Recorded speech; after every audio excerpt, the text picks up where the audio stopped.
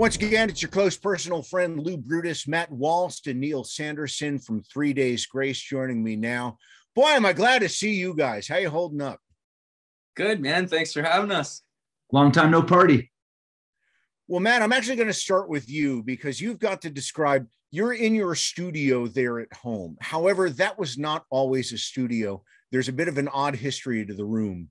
Yeah, so this used to be actually a dog kennel. It was like called Dog Days Inn. So when I moved in, that was already over. But this was behind me here. The kennels used to be set up, and when I moved in, this was completely gutted. But yeah, this used to be a business. Like my studio used to be a dog kennel.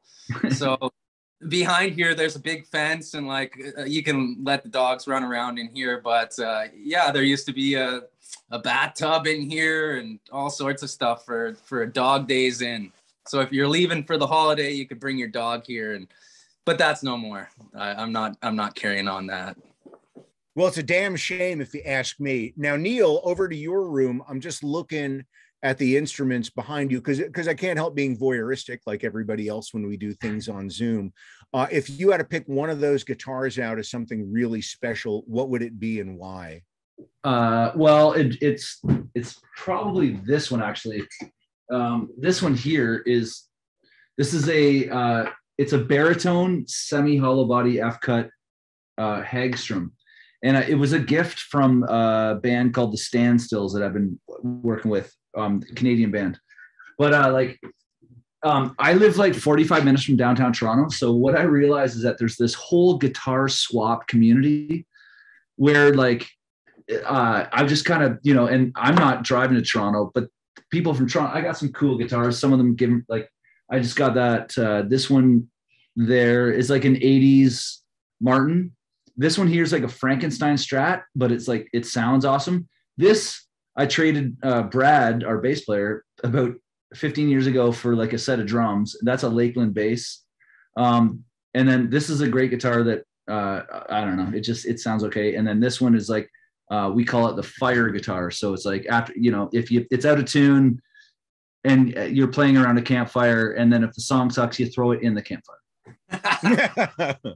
So you know what, all this instrument stuff, it sort of leads into me asking you about the video for So-Called Life, because I talk to folks about making albums and making records, and they often geek out about the vintage sound equipment that they use. And I always find that terribly interesting. But I think for the video for So-Called Life, there was quite a bit of geeking out over vintage video equipment. And if you guys could give me the background on it, because it sounds like if anybody's going to geek out about creating stuff visually, this would be the interview segment to do it on.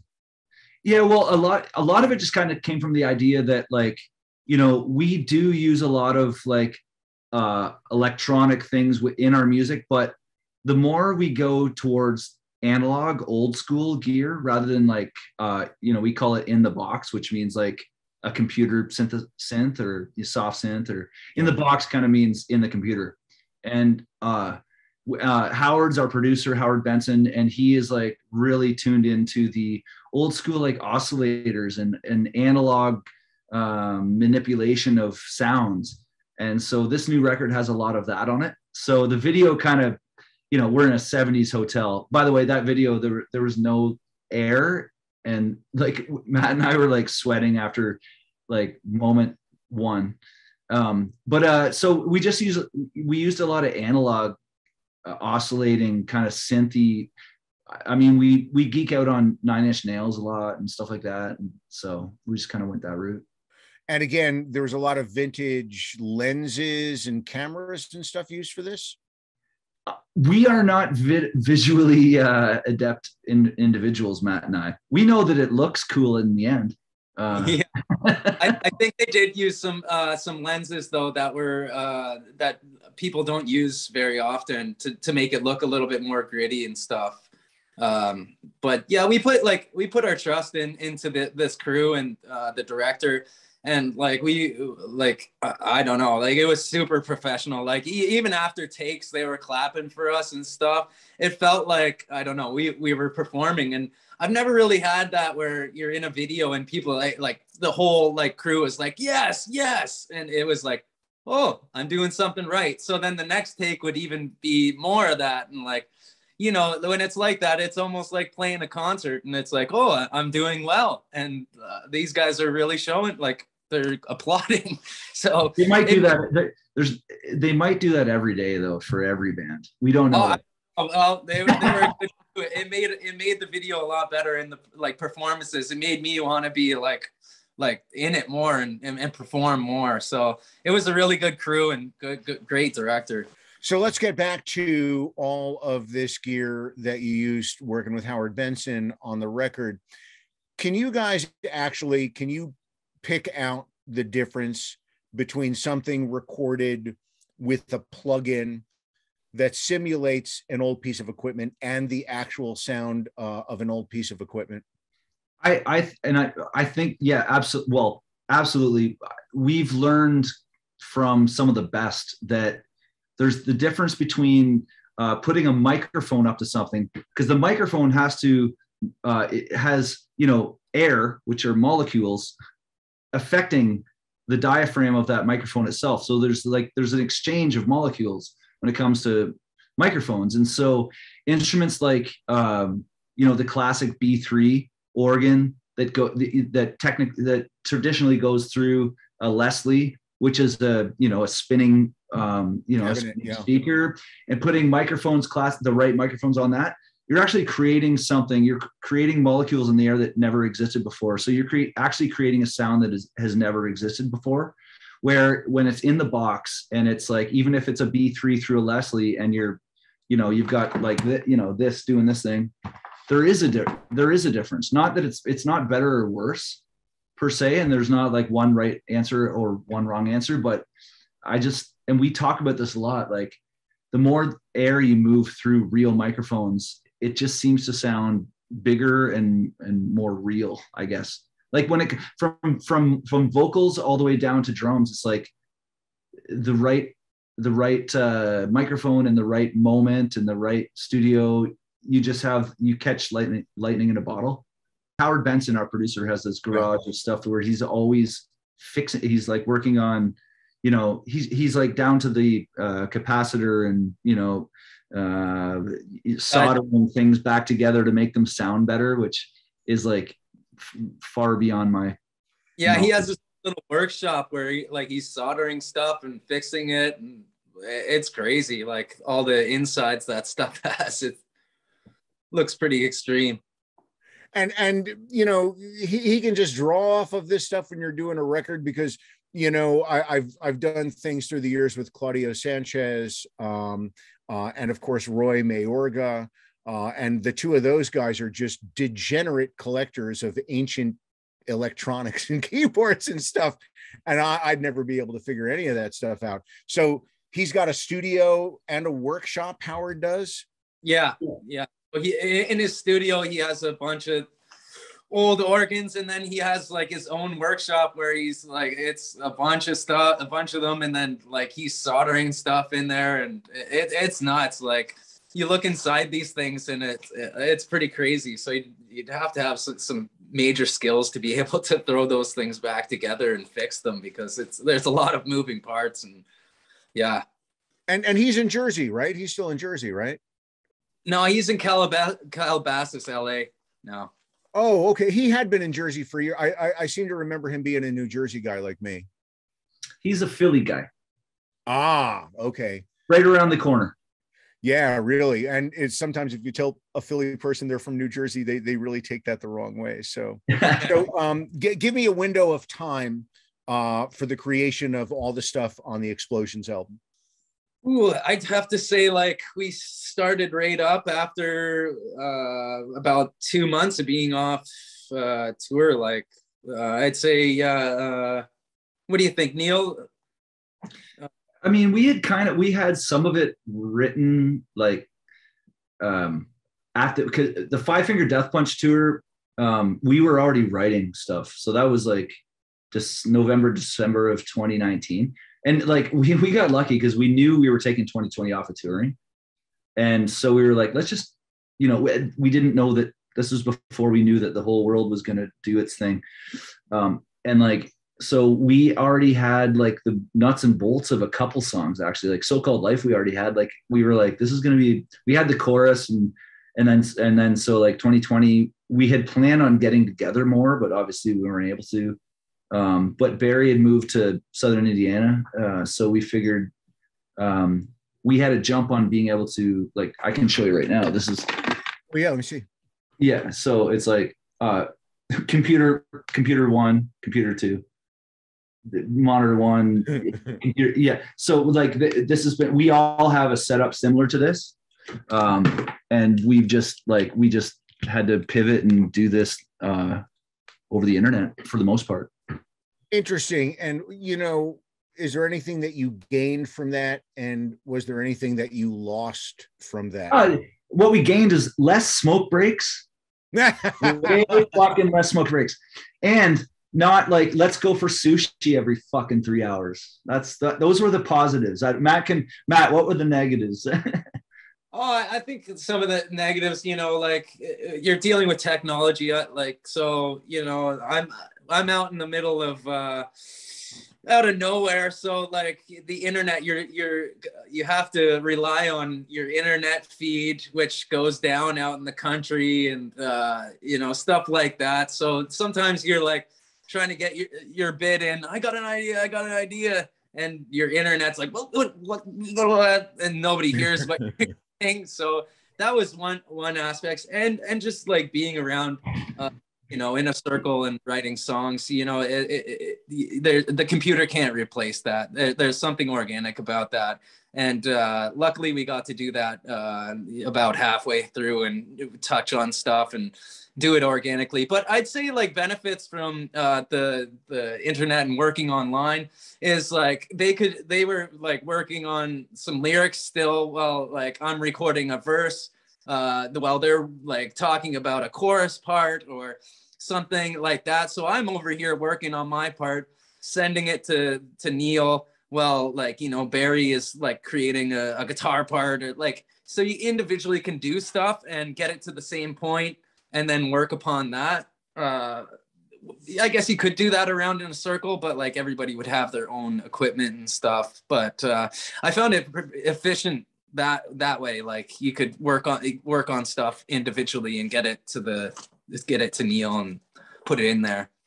By the way, the reason I laughed so hard when Neil talked about less time for smoke breaks is that I recently watched all, whatever it was, 8 or 9 hours of the Beatles Get Back.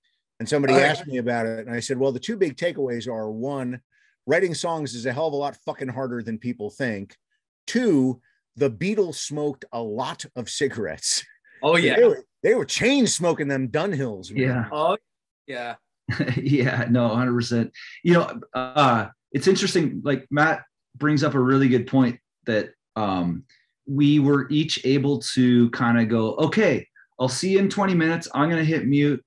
I see the direction that you're going. We all had, you know, we're all basically sitting with our computers with like whatever our, you know, whether it's a guitar or this and studio speakers, and our DAW, which is digital audio workstation, with whether it's Pro Tools or Logic or what have you, GarageBand or whatever.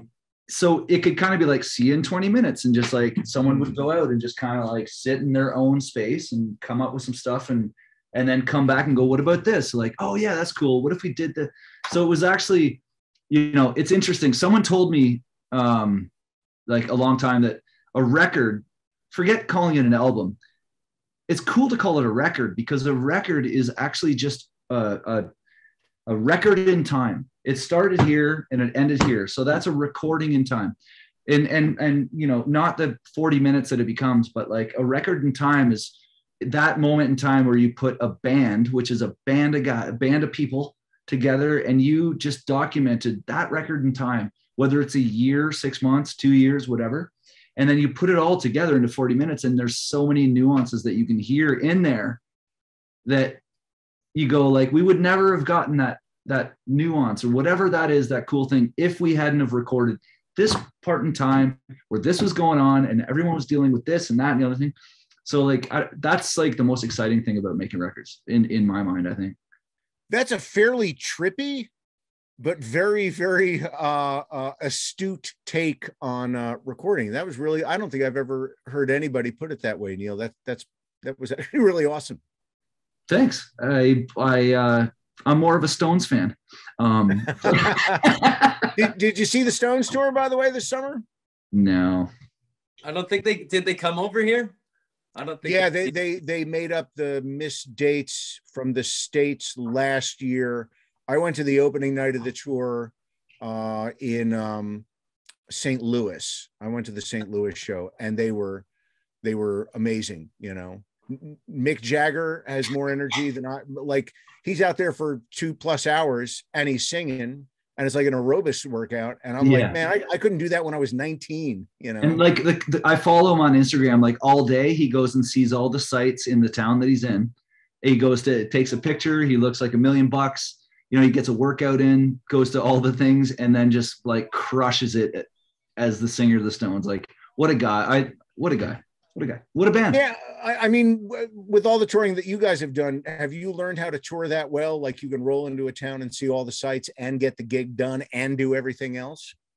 It depends on if it's the beginning of the tour or the end of the tour. Yeah. Tour burnout setting in? Yeah.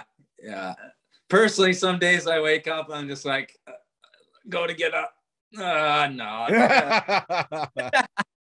I'm going to get a couple more hours in. Yeah. I am reminded of a saying. I mentioned it to somebody else earlier today, but somebody posted, the best cure for a hangover is being 25 years old. Yeah, that's the truth. So on the new album, are there any sort of thoughts or ideas that run through all the songs? Not that it would be like a rock opera sort of a thing, but are there any sort of themes that run through multiple songs? The album's called Explosions, and the common theme through the album is having one of two options.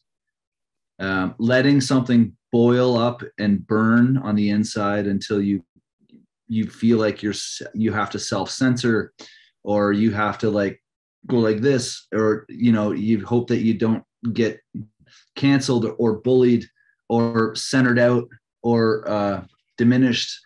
It's a time where we've felt that it's hard to speak your mind. It's hard to have an opinion, except reciprocally you get to hear everyone else's opinion. We're living in a world like that right now. So I guess Explosions represents either trying to keep that bottled in so there's not a tipping point where you just explode, or you know, finding some other way to take the edge off. Interesting. Do you find it therapeutic to write and create music that tackles issues like this or subjects? Yeah, for sure. Like it's all got to come from a real place. And, you know, with this album, we have heavier tunes that are like super energy, and then some that are down tempo. And we like to make it diverse and be all over the place and have different songs for different people. And if you like something heavy, there's something on there for you. Yeah. Excellent. So walk me through what 2022 is going to be like for 3 Days Grace. Like what's the basics how's it gonna unfold? Well, we're gonna be shoveling a lot of snow. It's what you get for living up north. And Brad and Matt have chickens, so they're gonna be shoveling a lot of shit. But other than that, now in April we're heading back out. Gonna do some shows with Godsmack, and got a few headliners there, and then got a few shows coming up in Canada. Yeah, just getting back out there, man, and it feels good to put out music and have it well received. Like it's been a while, so it's nice to be back in the game, you know.